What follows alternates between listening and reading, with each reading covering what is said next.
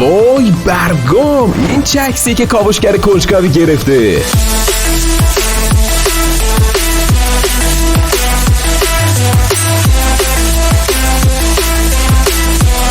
کاوشگر کنجکاوی توی 24 بهمن 1400 یه عکس عجیب از یه سنگ عجیب گرفته. باورتون میشه؟ شکل این سنگ جوریه که انگار یه استاد سفالگری قشنگ نشسته، قشنگ قالبشو در آورده، شکلشو در آورده، اصلا یه چیز اصلا برگام.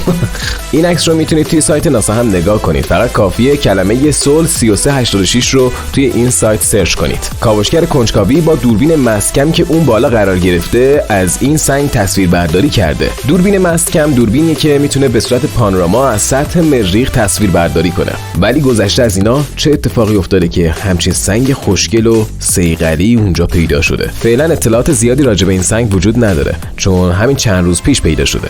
تا ببینیم که تحقیقات چی رو نشون میده در آینده. خب حالا اگه شما هم به نجوم علاقه دارین، میتونین زیر نظر انجمن نجوم دانشگاه تبریز و مجموعه نجومی آذراسپیس علم نجوم رو یاد بگیرید و به یه منجم حرفه‌ای تبدیل بشین. این یه فرصت استثنائیه که انجمن نجوم دانشگاه تبریز براتون فراهم کرده تا شما هم بتونین وارد دنیای ستاره شناسی و کیهان شناسی بشین. این دوره آموزشی کاملا به صورت آنلاین داره برگزار میشه در بستر اسکای روم و شما میتونید داخل کلاس‌های آنلاین شرکت بکنید و حتی گواهی معتبر شرکت در دوره از طرف انجمن نجوم دانشگاه تبریز دریافت کنید. این دوره توی 11 ترم داره برگزار میشه که 4 ترم اولمون بخش مقدماتی، 2 ترم بعدیش بخش عملی و 5 ترم آخریمون بخش پیشرفته و تکمیلی هست که شما میتونید به صورت آنلاین و یا آفلاین داخل شرکت کنید. جهت ثبت نام و اطلاعات بیشتر میتونید از طریق راههای ارتباطی زیر با ما در ارتباط باشید.